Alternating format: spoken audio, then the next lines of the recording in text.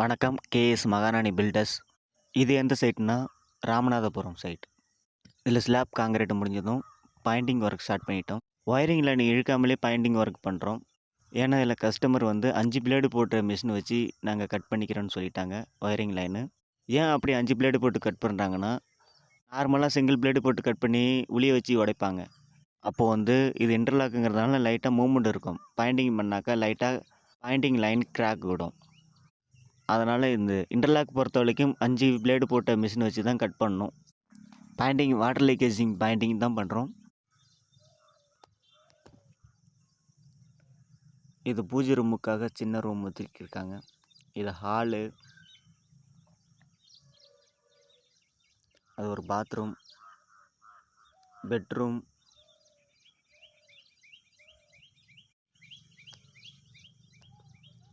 இதுதான் master bedroom.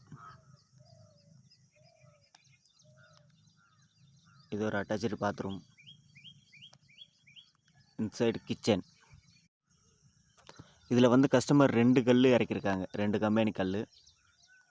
ஒரு company கல் நல்லாயிருக்கும், ஒரு கம்பெனி கல் நல்லா இருக்காது. ஒயிட் கலரில் இருக்கிறது. இதுக்கு தான் தனியாக எடுக்கிறீங்கன்னா சைட்டை போய் லொக்கேஷன் பண்ணி பார்த்து கல் நல்லா இருக்கான்னு பார்த்து எடுக்கணும். டைரக்ட் கான்ட்ராக்டில் கொடுத்தீங்கன்னா டிரான்ஸ்போர்ட்டும் பண்ணிவிடுவோம், லேப்பிங் பண்ணிவிடுவோம், பாயிண்டிங் பண்ணிவிடுவோம். டோட்டல் நாங்களே பண்ணி கொடுத்துருவோம். பர்ஃபெக்டான கல் இறக்கி. மேலே வந்து கைப்பிடி சவுறு. செட் ஒர்க்கு போகிறதுனால ஒரு அட்டாச்சு பாத்ரூம் கேட்டிருந்தாங்க.